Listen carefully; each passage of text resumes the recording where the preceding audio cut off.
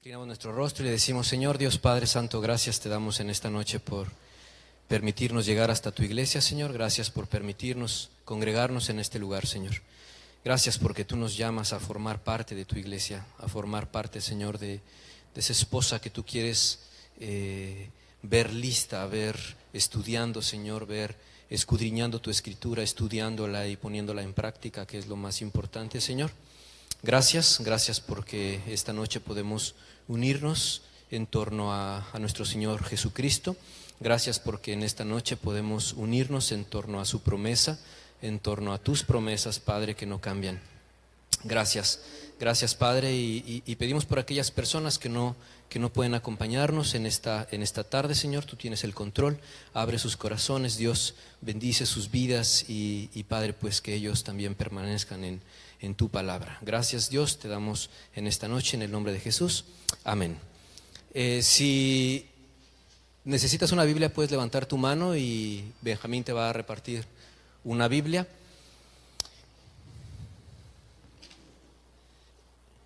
Si quieres mantener tu mano levantada. Bueno, pues la verdad estoy contento de estar nuevamente con ustedes. Hace ya bastante tiempo que no había podido estar aquí con ustedes. Gracias a Dios porque pues me permite abrir y estudiar un capítulo tan importante del segundo libro de Reyes que hemos estado estudiando. Y si algunos de ustedes vieron en alguna red social o en la página de internet de la iglesia el título de esta predicación, yo solamente me puse a pensar después de leer todo el capítulo y dije, ¿qué título se le podría poner? Y se le podrían poner infinidad de títulos, pero no sé si tú has visto que cuando se va la señal en tu casa, si tienes televisión por cable y se te va la señal o se va la señal del teléfono o algo, las compañías regularmente dicen fallas de origen. Disculpe las molestias, esto es una falla de origen. ¿Y eso qué significa? Eso significa que hay un problema inicial, que el problema de que la señal no llegue, el problema de que se haya caído la señal, es porque tiene un origen, tiene una raíz. Y por eso se me hace interesante este capítulo, que pudiera llevar ese título de fallas de origen. ¿Y falla de origen de qué? En la iglesia, como creyentes, como creyentes de Cristo, de Cristo como el Hijo de Dios, de la resurrección, de la vida eterna, hay una palabra que tenemos como muy importante, como fundamental en nuestra vida, y esa palabra es el pecado. Y esta noche quiero que hagamos un estudio, no a profundidad, pero un estudio sobre el pecado. ¿Qué significa el pecado? ¿Por qué la Biblia habla de pecado? ¿Por qué caemos en pecado? ¿Por qué la Biblia dice no cometan pecado o arrepiéntanse de su pecado? Y son palabras que a veces en la iglesia hablamos y como creyentes las podemos decir y las usamos, tanto las usamos que ya se hacen parte de nosotros, ¿no? Algunos sabemos, quienes somos creyentes sabemos lo que significa el pecado, lo que significó el pecado en nuestras vidas, el pasado y el presente, pero ¿qué es el pecado? Y creo que este capítulo 21 nos habla y nos refiere a otras escrituras para entender el significado del pecado. Estamos en el capítulo 21, si me acompañas abriendo la Biblia en el capítulo 21 de Segunda de Reyes. Y si tú has venido en la semana anterior, hace una semana que estuvo el pastor Chris con nosotros, estudiamos la vida y los últimos momentos de un muy buen rey que tuvo el pueblo de Dios, que era Ezequías. Vimos que en la historia del capítulo 20 pudimos ver que Ezequías recibe una noticia muy mala de parte de Dios y le dice: te vas a morir. Arregla tu casa, ve tu vida, ve a tu familia y pone en orden las cosas en tu casa. Pero Ezequías recibe esta noticia, hace una oración a Dios y Dios le dice: ok, no voy a terminar, no voy a eliminar el juicio que ya tengo preparado para el pueblo, solamente voy a postergar el tiempo. Voy a postergar el tiempo y a ti te voy a sanar. Y Ezequías es sanado.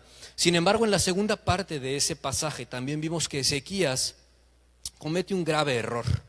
Y el error que comete Ezequías es abrir su casa y mostrarle a otro pueblo que ya estaba conspirando contra él, y les muestra todo. Y tan es así que el profeta le dice: ¿qué hiciste? Y él dice: no hubo nada que no les enseñase, no hubo rincón de mi casa que no les enseñase. Y ese fue un error, ese fue un gravísimo error que cometió Ezequías. Y más allá de la figura que fue abrir su casa, el símbolo, eso es muy importante, el símbolo de abrir su casa. ¿Por qué es importante? Porque él abrió su corazón, él reflejó sus debilidades. Y si lo llevamos al plano de nuestra vida, en nuestra vida podemos reflejar muchas debilidades. Vamos a ir viendo a qué me refiero con esto que estoy diciendo. Pero ese es el contexto del capítulo 21. El capítulo 21, entonces llegamos a, si me acompañas leyendo el versículo 21 del capítulo 20, un versículo antes del capítulo que nos toca el día de hoy. Y dice lo siguiente: y durmió Ezequías con sus padres y reinó en su lugar Manasés su hijo. Vamos a leer versículo 1 del capítulo 21. De 12 años era Manasés cuando comenzó a reinar, y reinó en Jerusalén 55 años. El nombre de su madre fue Epsiba. Para empezar, vemos un personaje nuevo. ¿Quién es ese personaje nuevo? Manasés. Tenía 12 años cuando empezó a gobernar. Y es interesante que Manasés dice que a los 12 años, el versículo 21 nos dice que murió Ezequías y comenzó a gobernar su hijo. ¿Eso qué significa? Significa que la relación padre e hijo fue muy, muy pequeña, fue solamente de 12 años, no fue mucho tiempo. Manasés tuvo un padre ejemplar, Manasés tuvo un padre que oró a Dios, que confió en Dios, que ese Dios, el Dios de Israel, le extendió su vida, que lo sanó. Sin embargo, fue muy corto el tiempo que Manasés pudo convivir con su hijo. Corto entre comillas, fueron 12 años. Manasés llegó inmaduro al gobierno. Manasés no tenía la madurez, escucha, no tenía la madurez para hacerse cargo de una gran responsabilidad como era el reinado. Y a partir del versículo 2, vamos a empezar a ver la historia. Acuérdate bien, Manasés. Vamos a empezar a ver la historia del peor de los reyes que tuvo Israel. El peor. En toda la serie de Primera de Reyes y Segunda de Reyes, hemos visto una serie muy larga, una lista muy larga de reyes. Reyes del reino del norte y reyes del reino del sur. Pero Manasés fue el peor de todos. No hubo otro rey peor que Manasés. Y lo vamos a ver por qué fue el peor de esos reyes. Y vamos a leer desde el versículo 2 hasta el versículo 6 para ver qué hizo Manasés. E hizo lo malo ante los ojos de Jehová. Esta frase la hemos visto varias veces. Si tú has estado viniendo, pareciera que la Biblia se repite, que el autor casi le puso copy-paste a lo mismo, porque los reyes caían una vez tras otra vez, y la misma frase aparece en todos los capítulos. Hizo lo malo ante los ojos de Jehová. ¿Por qué hizo lo malo? ¿Qué fue eso malo? La pregunta es, ¿qué es lo malo? ¿Qué es hacer lo malo ante los ojos de Jehová? Y ahí radica el por qué ponerle falla de origen. Vamos a ver cuál es esa falla de origen. Le preguntaba ahorita a Alejandro, que le decía, ¿quién hizo el arte del estudio de Segunda de Reyes? No sé si la han visto, que es una corona partida a la mitad. Está increíble ese arte. Me encantó ese diseño, porque es una corona partida. Es un reinado que no pudo ser, un reinado que algo salió mal. Y eso es trágico. Y a eso se refiere, hizo lo malo. Pero ¿qué es hacer lo malo? Vamos a ver. Según las abominaciones de las naciones que Jehová había echado de delante de los hijos de Israel, porque volvió a edificar los lugares altos que Ezequías su padre había derribado, y levantó altares a Baal e hizo una imagen de acera como había hecho Acab, rey de Israel, y adoró a todo el ejército de los cielos y rindió culto a aquellas cosas. Asimismo, edificó altares en la casa de Jehová, de la cual Jehová había dicho: yo pondré mi nombre en Jerusalén. Y edificó altares para todo el ejército de los cielos en los dos atrios de la casa de Jehová. Hizo lo malo ante los ojos de Jehová. Y lo que hizo fue lo que varios reyes anteriores hicieron: fue reintroducir la idolatría al pueblo. Ezequías había entregado su vida a Dios y su hijo vuelve a introducir la idolatría. Y eso es muy interesante. Fíjate que, ¿por qué dice que hizo lo malo? Versículo 3, volvió a edificar. Eso significa que se había terminado esa idolatría, pero Manasés lo volvió a hacer. Volvió a edificar esos lugares altos, levantó altares a Baal e hizo una imagen de acera como había hecho Acab, rey de Israel. Regresó muchos años atrás y volvió a hacer absolutamente lo mismo. Empieza esa falla de origen. Y ahorita estamos hablando mucho en estos versículos del 2 al 6, se habla mucho de la idolatría. Se habla mucho de estos ídolos, estos reyes que levantaron altares, que hacían ofrendas, que presentaban ofrendas en adoración a esos Baales. Pero ¿qué significa eso? Vamos a desarrollar esa idea. Fíjate, versículo 6 lo que dice, versículo 5. Edificó altares para todo el ejército de los cielos en los dos atrios de la casa de Jehová. Y pasó, versículo 6, a su hijo por fuego. Y se dio a observar los tiempos y fue agorero e instituyó encantadores, adivinos, multiplicando así el hacer lo malo ante los ojos de Jehová para provocarlo a ira. No solamente levantó altares que ya habían sido derribados, sino que además le entró a la hechicería, le entró a hacer a los adivinos, le entró a consultar horóscopos. Vaya, se desquició este rey. Manasés no solamente levantó esos altares, sino dijo: el Dios de mi padre no existe, vamos a poner adivinadores, vamos a consultar hechiceros, vamos a consultar agoreros, eso va a ser nuestro Dios. Suena muy fea esta historia de Manasés, pero ve la última frase del versículo 6, dice: multiplicando así el hacer lo malo ante los ojos de Jehová para provocarlo a ira. Con Manasés se termina el tiempo de la gracia de Dios con el pueblo. Con Manasés se termina. Acuérdate, en la predicación pasada nos dijeron que el reino, que una parte del reino ya estaba en cautiverio. Solamente faltaba esta parte.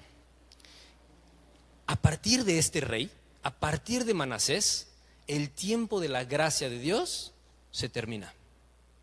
El tiempo en que Dios dice: hasta aquí, ya fue suficiente. Fue suficiente con este pueblo. Versículo 7. Vamos a leer versículos del 7 al 8. Entonces, ¿qué hizo Manasés? Manasés dice que provocó a ira a Jehová. Estos pasajes anteriores que vimos es retornó, reintrodujo la idolatría. Versículo 7 y versículo 8. Y puso una imagen de acera que él había hecho. Estos dos versículos van a ser bien interesantes. Escucha: puso una imagen de acera que él había hecho en la casa de la cual Jehová había dicho a David y a Salomón su hijo. El texto nos refiere a dos importantes personajes, David y Salomón. ¿Qué había dicho Jehová a estos dos personajes? Yo pondré mi nombre para siempre en esta casa y en Jerusalén, a la cual escogí de todas las tribus de Israel. Y no volveré a hacer que el pie de Israel sea movido de la tierra que di a sus padres, con tal que guarden y hagan conforme a todas las cosas que yo les he mandado y conforme a toda la ley que mi siervo Moisés les mandó. Estos dos versículos nos hablan de una parte del origen, donde todo comenzó, donde todo empezó a salir mal, donde todo lo que empezó a salir mal en el pueblo de Dios, dónde comenzó y por qué comenzó. Estos dos versículos nos los dicen, porque nos refieren a ese momento en el que Dios tiene un diálogo muy importante con David. Y sobre todo un diálogo muy importante que David tiene con su hijo Salomón. Y si tú te acuerdas de Primera de Reyes 11, no lo vamos a revisar todo el capítulo, pero estos dos versículos nos refieren a ese capítulo. Primera de Reyes 11. ¿Qué nos dice Primera de Reyes 11? ¿Te acuerdas?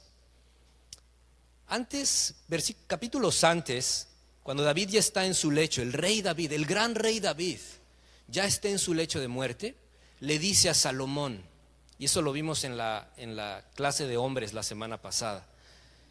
David le dice, sé hombre, Salomón, sé hombre. ¿Y qué significa ser hombre? Mantente en los caminos de Jehová. Guarda los estatutos de Jehová que le dio a Moisés. Mantente en ese camino, Salomón. David le dice, es el mejor consejo que te puedo dar, hijo. Mantente firme, sé hombre. Esfuérzate y sé valiente. Sin embargo, en el capítulo 11 dice el relato que Salomón no solamente a las mujeres de Israel empezó a amar, sino que amó a otras mujeres. El problema no es que fueran mujeres, no eran las mujeres como tal, sino que Dios le había dicho a su pueblo le había dicho, no te juntes con esas mujeres. ¿Por qué? Porque van a desviar tu corazón, porque lo van a desviar a una adoración distinta, porque esas personas tienen otros dioses, y si te juntas con ellas van a inclinar tu corazón. Estoy hablando de conceptos bien importantes. Corazón, van a inclinar tu corazón. Eso se lo dijo David a Salomón. Y Salomón lo que hace es empezar esas mujeres que desvían su corazón, empieza a amarlas, a juntarse con ellas. Y el capítulo 11 nos dice que cuál fue el efecto de juntarse con esas mujeres, de amar a esas mujeres, que empezó a levantar estos templos, empezó a hacer estas adoraciones, empezó a rendir diezmos, ofrendas, culto a estos dioses. ¿Y sabes cuál fue el problema de eso?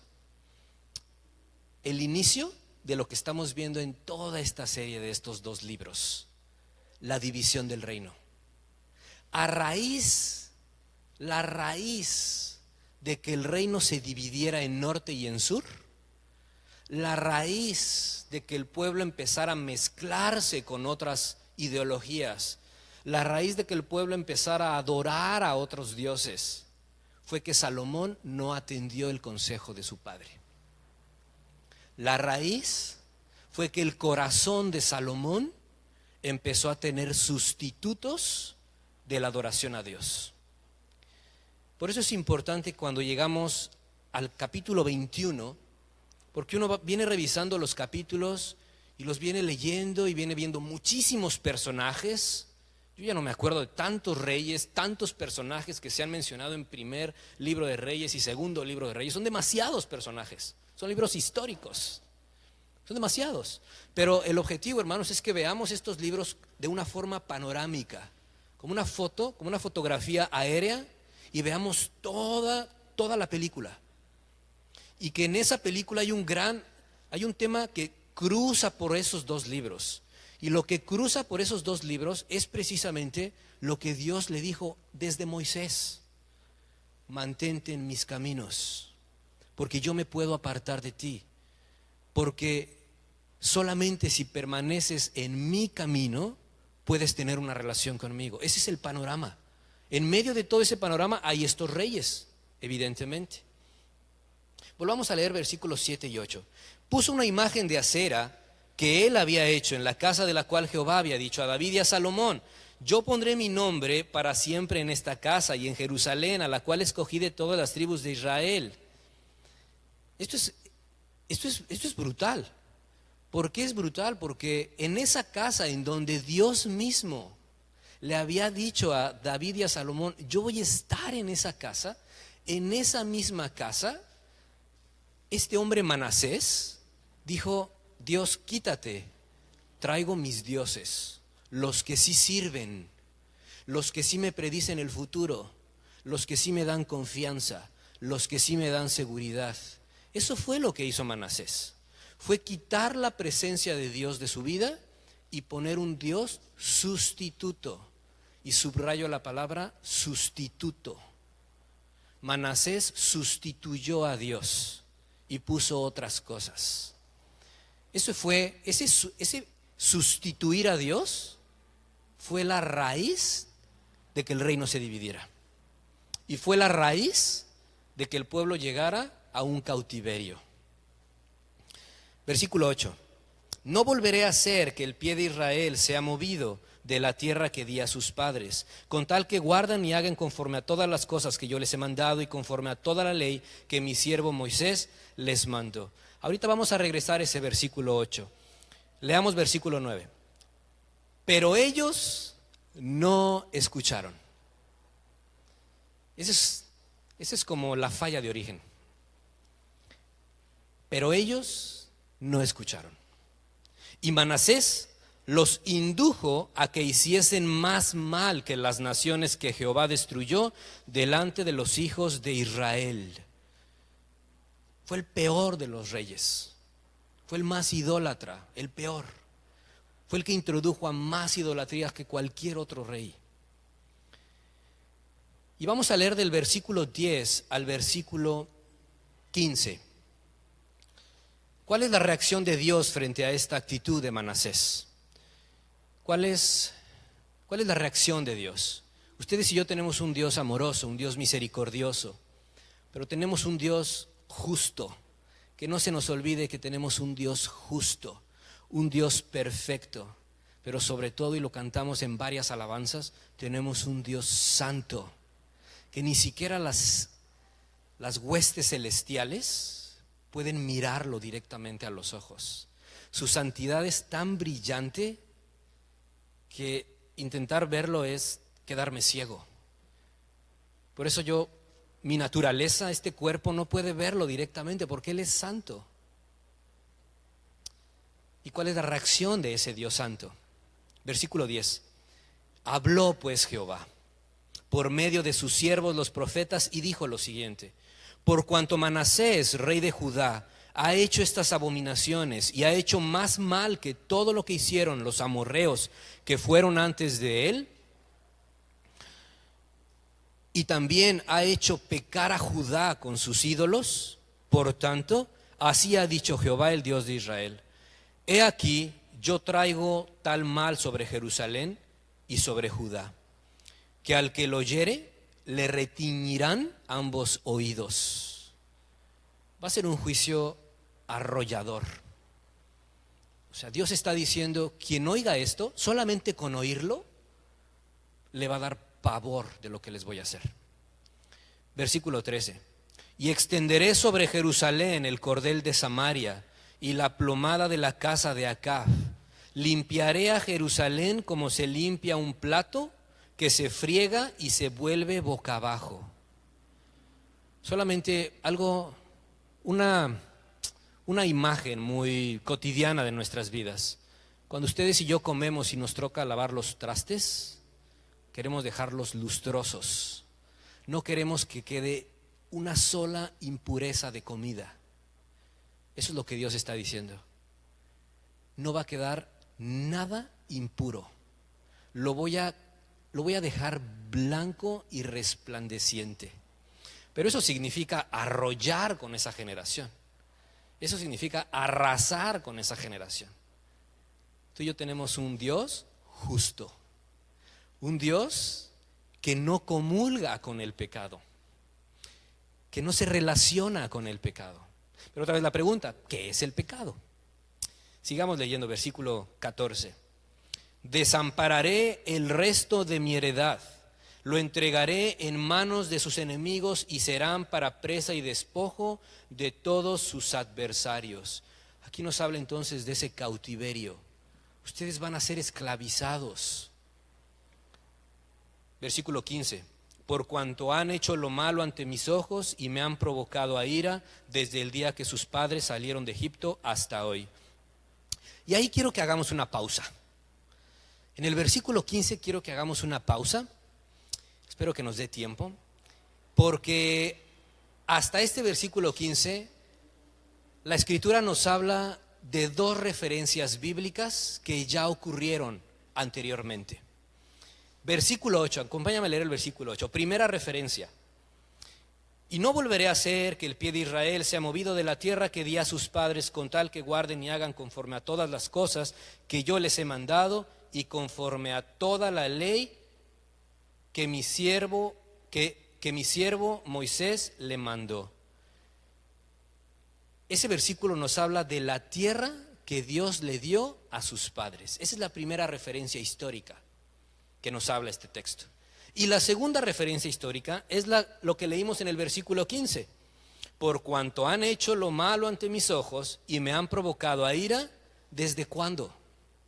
¿Desde cuándo el pueblo había estado provocando a ira a Dios? Desde el día que sus padres salieron de Egipto hasta hoy. Ahí está un poco la falla de origen. Ahí está un poco el por qué todos estos reyes hicieron lo malo ante los ojos de Dios. Y quiero que estudiemos un poco eso de hacer lo malo ante los ojos de Dios a la luz de estas dos referencias históricas. Vamos a ver la primera. Dice Dios que su pueblo lo provocó a ira desde que salieron de Egipto. Y espero que tengas un manejo rápido de la Escritura, porque vamos a ver algunas, vamos a intentar irnos para atrás en el tiempo, ponerle pausa en este versículo e irnos para atrás y ver cuándo comenzó todo. ¿Por qué Dios dice esto? ¿Por qué Dios dice: Manasés, tú no empezaste con este problema? Querido pueblo, ustedes no empezaron con este problema. Viene desde antes y les voy a explicar por qué viene desde antes. Acompáñame a Éxodo. Vamos a ver esta primera referencia del versículo 15. ¿Por qué Dios dice: me han provocado a ira desde entonces? Éxodo capítulo 16, versículos 1 al 3. Pon un separador ahí en Reyes. Éxodo 16, versículos 1 al 3. Y en lo que llegas voy a empezar a leerlo. Dice: partió luego a Elim. En este tiempo el pueblo, acuérdate, Moisés ya sacó al pueblo de Egipto. Dios le dijo a Moisés: yo voy a liberar al pueblo y les voy a dar una tierra prometida, porque ya se los había dicho, ¿te acuerdas? Dios ya había hecho promesas a Abraham. El pueblo ya tenía varias promesas, y dentro de esas promesas Dios saca del cautiverio a todo el pueblo y manda a un caudillo que se llamó Moisés. Y este pueblo vio esas plagas, vio el poder de Dios, vio cómo lo sacó de forma sobrenatural. Ese pueblo vio cómo Moisés abrió el mar. Pues llegamos a este pasaje. Partió luego de Elim toda la congregación de los hijos de Israel y vino al desierto de Sin, que está entre Elim y Sinaí, a los 15 días del segundo mes después que salieron de la tierra de Egipto. Toda la congregación de los hijos de Israel murmuró contra Moisés y Aarón, y les decían los hijos de Israel: ojalá hubiéramos muerto por mano de Jehová en la tierra de Egipto, cuando nos sentábamos a las ollas de carne, cuando comíamos pan hasta saciarnos, pues nos habéis sacado a este desierto para matar de hambre a toda esta multitud. Para empezar, el pueblo estaba alucinando. ¿Por qué estaba alucinando? Y siempre me refiero a este comentario cuando llego a este versículo. Estaban alucinando porque en Egipto no comían carne. Eran esclavos. Y un esclavo no come carne. Pero como estaban enojados con Dios, su enojo los hacía alucinar cosas. El pecado los hacía imaginar cosas. Señor, estaba mejor antes. Antes las cosas iban bien. Antes la gente me hablaba, antes mi familia me hablaba. Eso es lo que le está diciendo el pueblo a Moisés. Déjanos regresar, allá estábamos mejor. ¿Estaban mejores la pregunta? Por supuesto que no. Pero su corazón estaba orgulloso. Y le dice a Moisés: regrésanos. Aquí, fíjate cómo dice: ojalá hubiéramos muerto por mano de Jehová. Ojalá nos hubiéramos muerto allá. ¿Por qué Dios nos trajo a morir aquí? Entonces el pueblo desde entonces viene renegando contra el plan de Dios. Acompáñame unas páginas adelante, en Éxodo 17. ¿Y sabes qué pasa después de que el pueblo dice, Moisés, danos de comer? Dios provee. Dios provee en su gracia y en su fidelidad. ¿Sabes por qué? Porque Él amaba a su pueblo. Lo amaba, incondicionalmente amaba a su pueblo. Los que son padres pueden sentir que cuando sus hijos son rebeldes, les dicen, hasta aquí, ya me colmaste la paciencia, hasta aquí, ni una más. Pero Dios es paciente, y no solo paciente, sino que les provee, y los proveyó ¿de qué? De ese maná que caía del cielo. De forma sobrenatural Dios los siguió amando. Pero pasó el tiempo. Versículo 1 del capítulo 17 de Éxodo. Toda la congregación de los hijos de Israel partió del desierto de Sin por sus jornadas conforme al mandamiento de Jehová y acamparon en Refidim. Y no había agua para que el pueblo bebiese. Y altercó el pueblo con Moisés y dijeron, danos agua para que bebamos. Y Moisés les dijo, ¿por qué altercáis conmigo? ¿Por qué tentáis a Jehová? Así que el pueblo tuvo allí sed y murmuró contra Moisés y dijo, ¿por qué nos hiciste subir de Egipto para matarnos de sed? A nosotros, a nuestros hijos y a nuestros ganados. Entonces clamó Moisés a Jehová diciendo, ¿qué haré con este pueblo? De aquí a un poco me van a apedrear.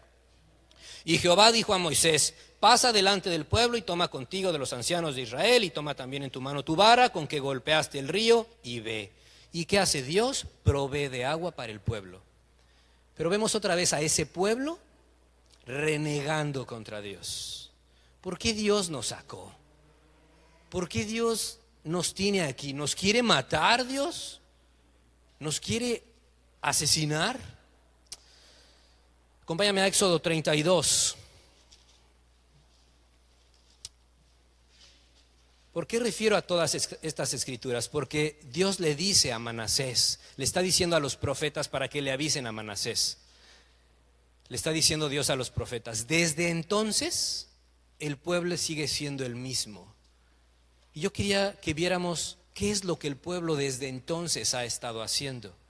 Y ya vimos que ha estado renegando, ha estado no reconociendo la provisión y el amor de Dios. Vaya, no puede ser.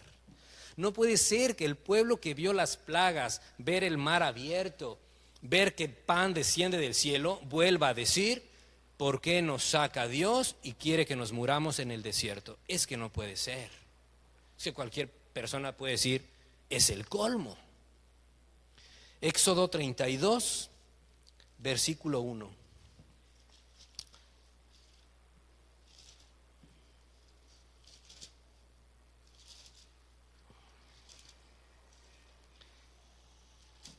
Dice, voy a intentar leerlo, vamos a ver si nos da tiempo. Viendo el pueblo que Moisés, versículo 18 del 31, y dio a Moisés, Dios, cuando acabó de hablar con él en el monte Sinaí, 2 tablas del testimonio, tablas de piedra escritas con el dedo de Dios. Moisés acaba de subir a recibir la palabra de Dios para entregársela al pueblo. Moisés acaba de recibir las instrucciones de Dios para que el pueblo camine junto con Dios. Versículo 1 del 32. Viendo el pueblo que Moisés se tardaba en descender del monte, se acercaron entonces a Aarón y le dijeron, levántate, haznos dioses, no puede ser, haznos dioses que vayan delante de nosotros, porque a este Moisés, el varón que nos sacó de la tierra de Egipto, no sabemos qué le haya acontecido. Y después de eso viene un relato que el pueblo termina adorando unos becerros de oro. Y Aarón, pues obviamente con todo el pueblo encima de él, dice, ok, pues traigan todas las argollas y todo y vamos a levantar un becerro. No puede ser las palabras del versículo 1. A ver, Aarón, este Moisés yo creo que ya se murió, ya nos olvidó. ¿Quién sabe? Haznos unos dioses. Y en estos 3 pasajes subrayé una palabra hace rato, que era sustituto.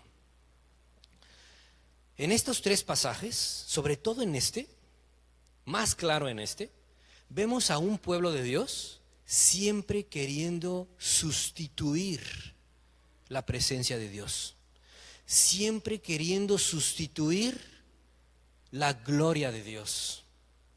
Por eso dice el pueblo, ya nos abandonó.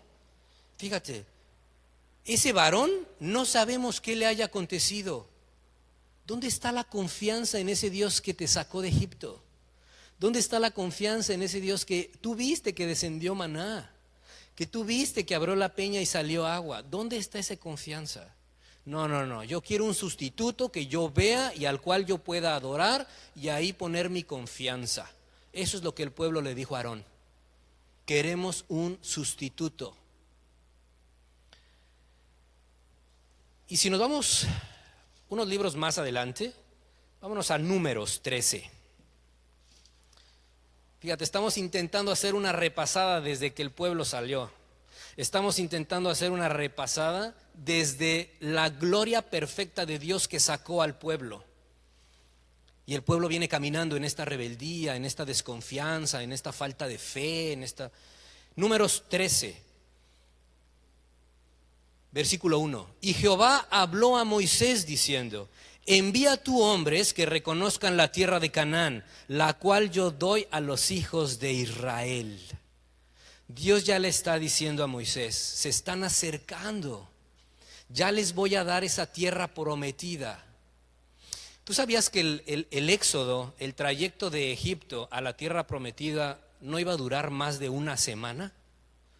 Pero anduvieron dando vueltas en el desierto, ¿cuántos años? 40. ¿Y sabes por qué anduvieron deambulando en el desierto? Porque no estaban preparados para recibir la tierra santa. Porque en su corazón no estaba preparado. Ahorita lo vamos a ver. Dios no se las podía dar.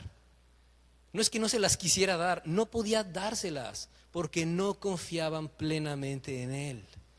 Pero entonces Dios le dice a Moisés, Jehová le dice a Moisés, manda a hombres que reconozcan la tierra, manda unos espías.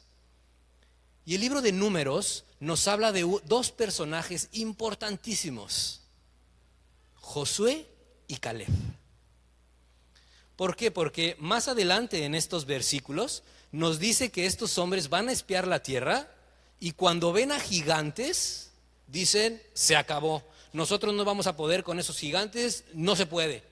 Por mucho que Dios nos diga que vamos a tener esa tierra, no se puede porque los gigantes son más grandes que nosotros. Capítulo 14, acompáñame, 14, versículo 1 y 3.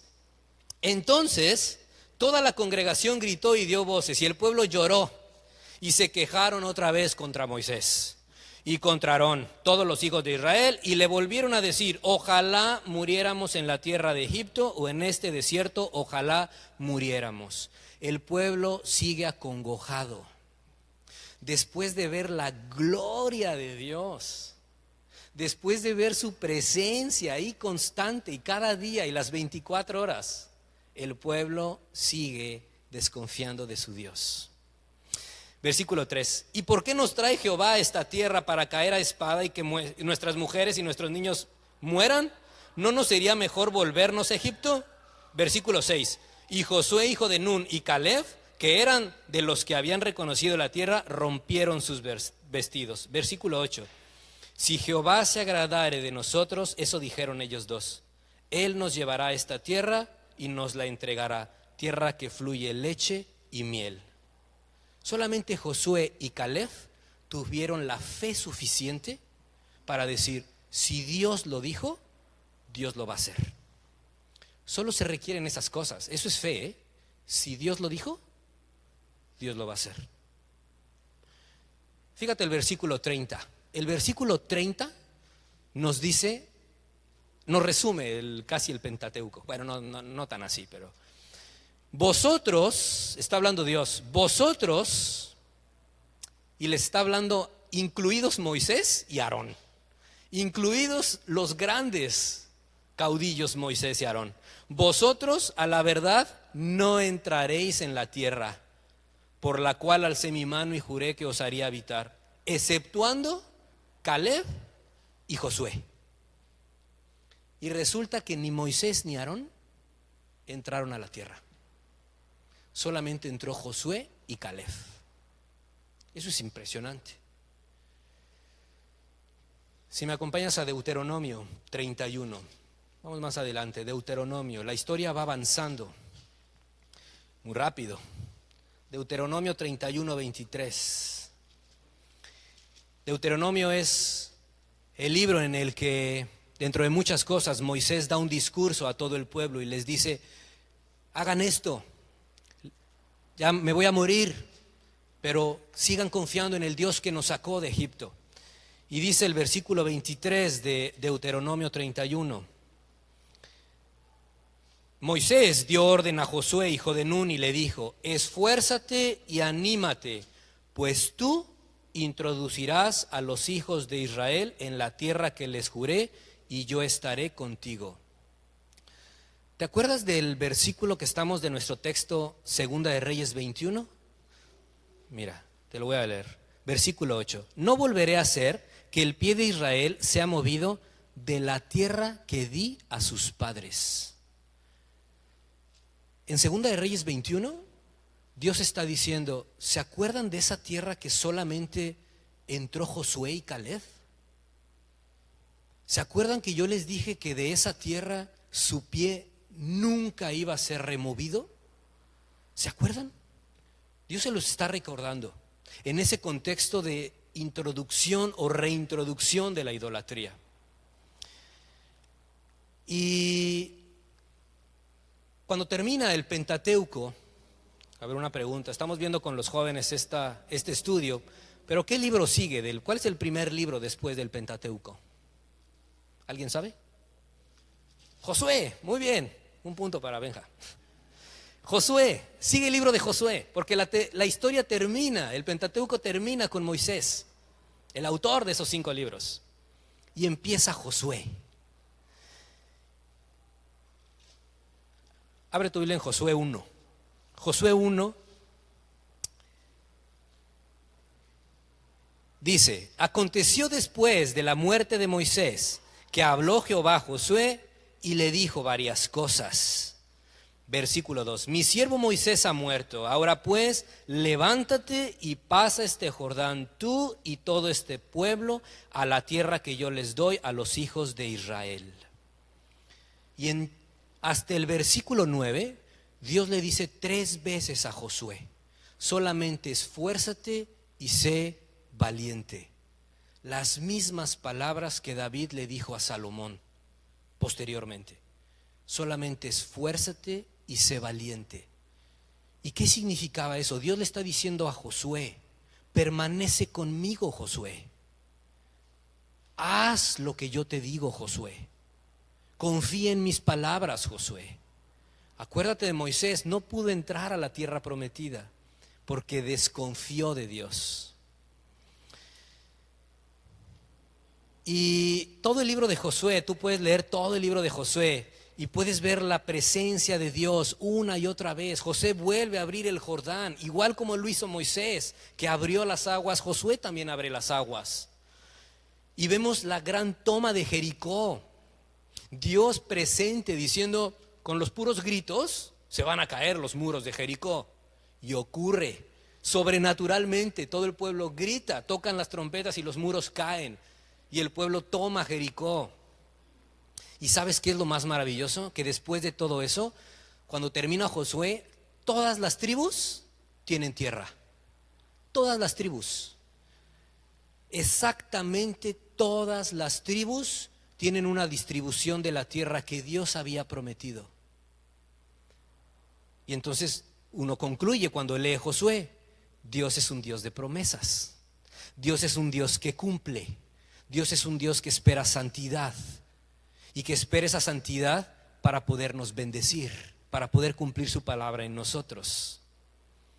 Mira, acompáñame al último capítulo de Josué, Josué 23. Josué 23.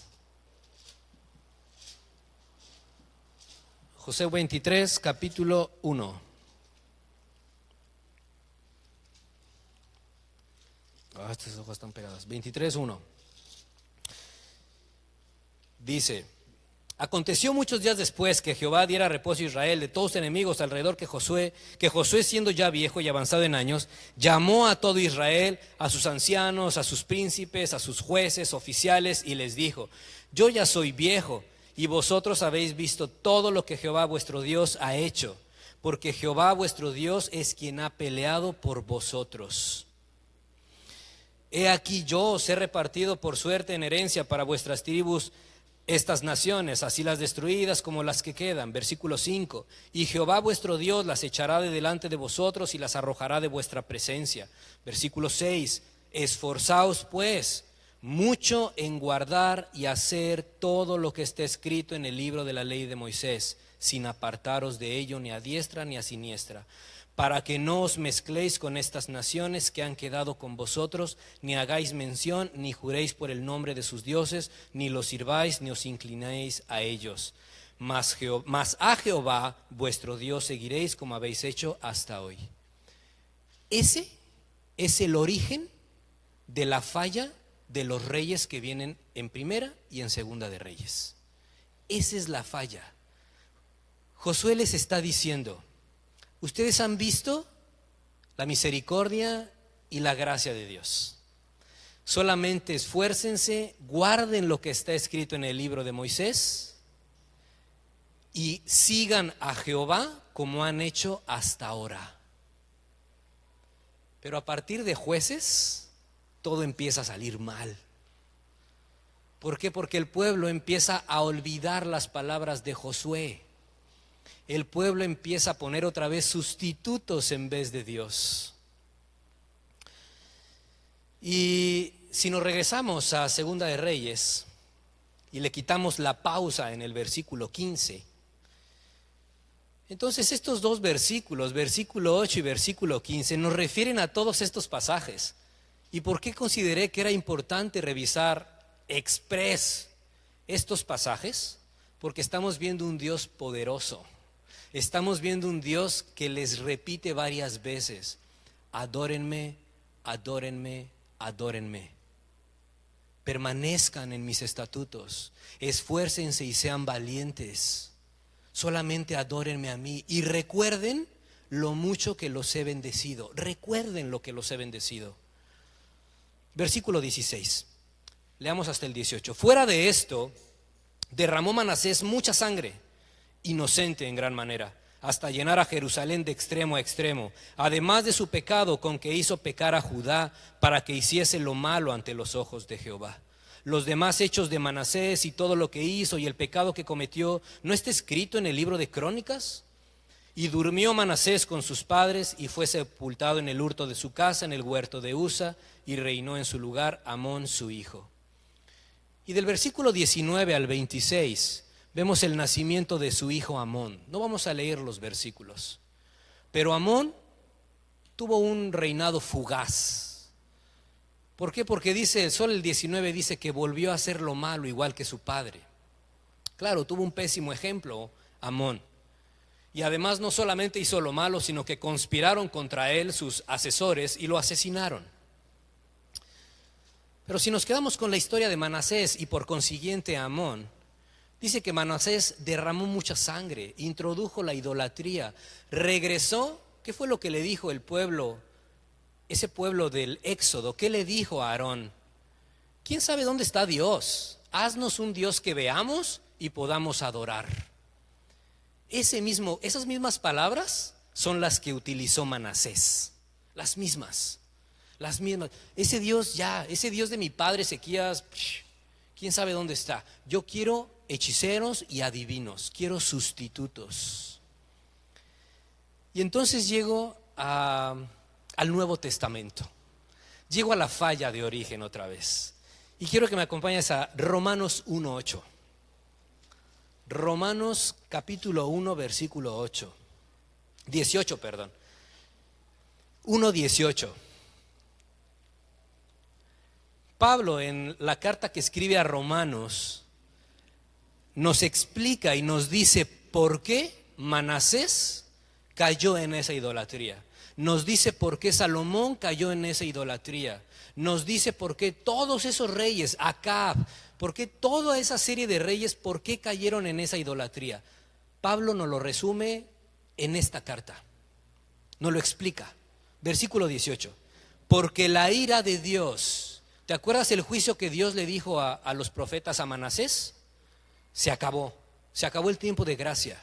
Porque la ira de Dios se revela desde el cielo contra toda impiedad e injusticia de los hombres que detienen con injusticia la verdad. El pueblo de Dios y nosotros en la actualidad obstruimos la verdad. Eso dice Pablo. La ira de Dios se revela contra aquellos que obstruyen la verdad, que no le dan paso a la verdad. Todo el pueblo en el Éxodo estuvo obstruyendo la verdad. Todos esos reyes obstruyeron la verdad. Versículo 19. ¿Y por qué obstruimos la verdad? Porque lo que de Dios se conoce, les es manifiesto. O sea que no es por ignorancia. No lo hacemos por ignorancia. El pueblo no lo hizo por ignorancia. No somos idólatras, no somos rebeldes, no somos desobedientes por ignorancia, porque aquí dice, les es manifiesto. Pues Dios se los manifestó. Versículo 20. Porque las cosas invisibles de Él, su poder, su deidad, se hacen claramente visibles desde la creación del mundo. Dios estuvo recordándoles siempre al pueblo. ¿Te acuerdas lo que Josué les dijo? Recuerden lo que Dios ha hecho por ustedes. Recuérdenlo. Y platíquenlo a otros. Entonces no es ignorancia la rebeldía, no es ignorancia la desobediencia, no, pues yo no sabía que a Dios no le gustaba eso. No, sí lo sabes. Sí lo sabes. Reconoce lo que a Dios le agrada, siendo entendidas por medio de las cosas hechas, de modo que no tienen excusa. Versículo 21. Pues habiendo conocido a Dios, no le glorificaron como a Dios. Esa es la falla de origen. No le glorificaron como a Dios, ni le dieron gracias, sino que se envanecieron en sus razonamientos y su necio corazón fue entenebrecido. Ese es el origen de las cosas. Ese es el origen del pecado. Nuestro corazón se endurece. Nos hacemos sabios en nuestro conocimiento. Aarón, ¿quién sabe dónde está Dios? Haznos un ídolo. Yo no quiero confiar en Dios, voy a confiar en los hechiceros, voy a confiar en los adivinos. Yo no quiero a Dios en este templo, voy a poner al Dios que yo quiera. Dice que Manasés construyó su propio Dios y ahí lo puso, ahí lo metió, porque nació de su corazón, fue su deseo. Por eso el versículo 21 dice, el origen del pecado es que no le glorificamos como a Dios, como Dios se lo merece. No lo glorificamos así. Aun cuando vemos el sol, así de simple, el sol. Así cuando yo puedo tocarme de este lado y sentir, tum, tum, tum. Dios, gracias. Gracias porque esto solamente es por ti. A ti sea la gloria de que este corazón pueda latir. Sin embargo, mi corazón se hace soberbio y necio. Versículo 22. Profesando ser sabios, se hicieron necios. El pueblo se hizo necio. Todos los malos reyes, hasta el último peor que fue Manasés, se hicieron necios. Es el origen del pecado, la necedad. Versículo 23. Y cambiaron, ¿te acuerdas la palabra que subrayé? Sustituto. Cambiaron. ¿Qué cambiaron? La gloria de Dios incorruptible. Yo cambio la gloria de Dios. Cambio que Dios me sacó de Egipto. Cambio que Dios me proveyó maná. Cambio que he visto que Dios abrió los mares. Cambio que Dios me dio la tierra prometida. Cambio que Dios me dio leyes buenas. Cambio que Dios que ama. ¿Lo cambio? ¿Por qué lo cambio? Por semejanza de imagen de hombre corruptible, de aves, de cuadrúpedos y de reptiles. Cambio la gloria de Dios por algo más. Y te voy a leer el comentario de un gran consejero que yo sé que a Rafa Castrejón le va a gustar lo que voy a decir. John Piper. John Piper dice lo siguiente: cuando la verdad es obstruida, la luz es rechazada. y la gloria de Dios ignorada. Y siempre habrá algo ocupando su lugar. O sea, si yo quito la gloria de Dios, siempre va a haber algo que mi corazón va a querer ocupar. Siempre. El corazón humano, lo sigue diciendo Piper, el corazón humano no tolera el vacío. ¿Te acuerdas lo que le dijo el pueblo a Aarón? Haznos un Dios para confiar en Él. No puedo estar sin un Dios. Hazme uno. Hazme confiar en algo. Sigue John Piper. Siempre cambiaremos a Dios por algo que valoramos más. Y él dice el siguiente significado de pecado. ¿Quieres saber un significado básico de pecado? ¿Qué significa pecado? Si alguien te pregunta, oye, ¿qué significa pecado? Este es a la luz de este pasaje de Romanos 1, 18 al 23. Pecado significa, dice John Piper, cambiar la gloria del Dios inmortal por algún sustituto. Cualquier cosa que valoramos más que a Dios. Eso significa pecado. Cualquier sentimiento, pensamiento o acción que ponga yo por encima de la gloria de Dios. Eso significa pecado. Por eso Dios los rechaza. Por eso Dios te rechaza a ti y me rechaza a mí cuando estamos en pecado.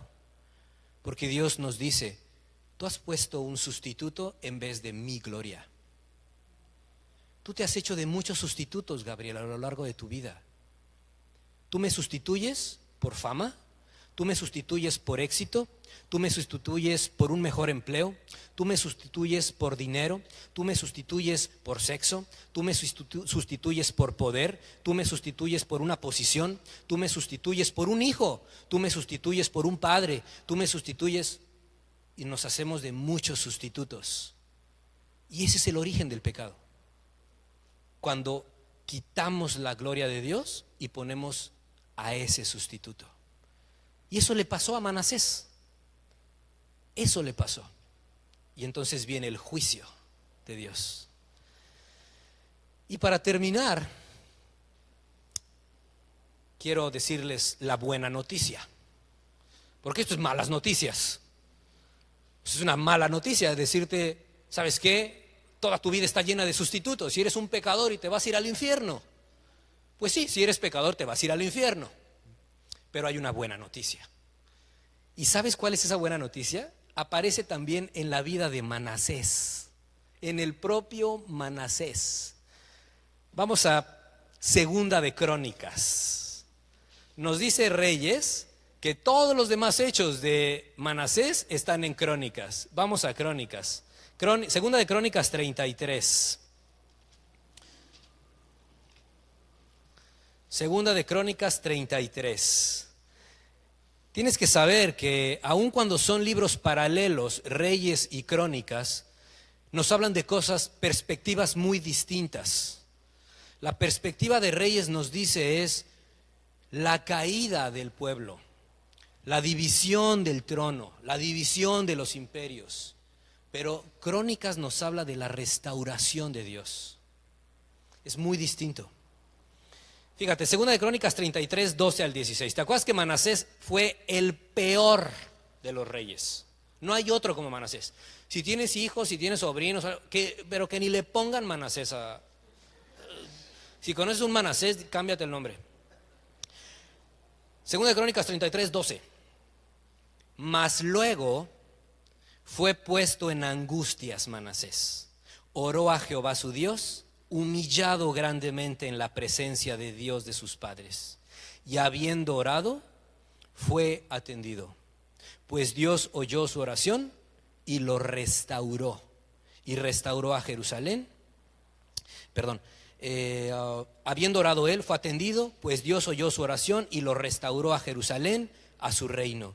Entonces reconoció Manasés que Jehová era Dios. Qué hermoso pasaje. Sí, la mala noticia es que tú y yo somos pecadores. La mala noticia es que tú y yo tenemos muchos sustitutos de la gloria de Dios. La mala noticia es que tú y yo entendemos prácticamente el significado de pecado. Pero la buena noticia es que Dios no cambia su deseo de restaurarte y restaurarme. Dice que, versículo 13, que Dios oyó su oración y lo restauró. Esas son las buenas nuevas. Eso es lo que Cristo le dijo a sus discípulos: vayan y predíquenlo. Que a través de mí, a través de mi sangre, ustedes pueden ser restituidos. Pero ¿sabes eso qué implica? ¿Sabes qué implica la bendición de la restauración? Implica 5 cosas. Número 1, un arrepentimiento genuino. Dice que Manasés cayó en angustia y se arrepintió a Dios. Ese es el paso número 1. Paso número 2, reconocer tu condición y reconocer mi condición. Que cada uno reconozcamos cuál es mi condición. Y mi condición es: Señor, estoy en pecado. Puede que tú ya seas salvo, que ya seas salva, pero Pablo dice que seguimos en este cuerpo de muerte y seguimos pecando. Somos salvos, somos pecadores salvados, pero seguimos siendo pecadores. Pero la restauración de Dios siempre es permanente. Pero eso significa que tú reconozcas tu condición. Tercer paso, requiere una confesión. No basta con decir: sí, soy pecador, ni modo. Confiésalo. Confiésale a Dios, dile: soy pecador. He estado apartado de ti. He puesto muchos sustitutos en lugar de tu gloria. He puesto el trabajo, he puesto mi negocio, he puesto el éxito, he puesto los escalafones que subo, he puesto las facetas que voy alcanzando en mi negocio, en mi trabajo. Ese es mi sustituto y lo cambio por tu gloria. Confiésalo y dile: Señor, no te he glorificado como tú lo mereces. Cuarto paso, el arrepentimiento requirió disposición de Manasés a que Dios tomara el control. Manasés le dijo: Dios, toma el control. Hasta aquí yo he tomado el control, ahora tómalo tú, Señor. Toma el control de mi vida. Te pongo en el centro de mi vida. Y el quinto es, y lo puedes seguir leyendo en los siguientes versículos, la restitución. No basta con que digas: esposa, mi amor, hijos, perdónenme, olvídenlo y ya. Un arrepentimiento requiere acción, tomar acciones. ¿Hay que restituir un daño? Restitúyelo. ¿Lastimaste a tu pareja? ¿Lastimaste a tus hijos? Restitúyelo. Porque no es solamente perdón y se acabó. Manasés tomó acciones. Manasés se arrepintió de corazón y Dios lo escuchó y dijo: te restauro porque soy bueno, porque amo a una persona quebrantada. Y esa es la buena noticia. La buena noticia es que Manasés tal vez hizo lo que quiso toda su vida, como ese crucificado a un costado de Jesús. Hizo lo que quiso toda su vida, pero solamente le dijo a su vecino, le dijo: ni aún en esta condición, él no ha hecho nada. Nosotros por nuestro pecado estamos aquí, pero él no ha hecho nada. Ahí está reconociendo que Dios es santo, que Dios estuvo en esa cruz hecho carne por ti y por mí, para restaurarnos, para decirnos como a la mujer: ve y no peques más. Manasés tuvo en su corazón ir y no pecar más. Tú y yo tenemos un Dios que restaura, un Dios que ama, un Dios que va a seguir manifestando su gloria, aun cuando estés en el desierto. Pero la promesa es que tenemos una tierra prometida. ¿Y sabes cuál es esa tierra prometida? Ahí arriba. Y yo quiero esa tierra prometida. Y yo quiero estar con Él y decirle: Señor, gracias. Santo, santo, santo. Y para terminar quiero pedirles quiero pedirles un reto. Quiero que hagamos un reto todos juntos. Y quiero pedirte que te pongas de pie. Y si puede pasar la alabanza, vamos a terminar con una alabanza y vamos a terminar en lo que la alabanza comienza a tocar. Si tú puedes ahí en tu lugar, si no es obligatorio, no es como ritual, pero en ese tiempo en el que Manasés se arrepintió, en ese tiempo en el que Manasés decidió hacer un giro a su vida y decir, reconocer la gloria de Dios, yo creo que se puso de rodillas Manasés. Y si tú puedes, y si quieres, ¿por qué no nos ponemos de rodillas? ¿Y por qué no terminamos orando a nuestro Dios, diciéndole, Señor, gracias, gracias por tu gloria, gracias porque en este desierto tú me has traído y me has bendecido? ¿Por qué no le decimos como Manasés, restáurame, Señor? Señor, gracias te damos, Padre, por esta noche. Gracias, Señor, porque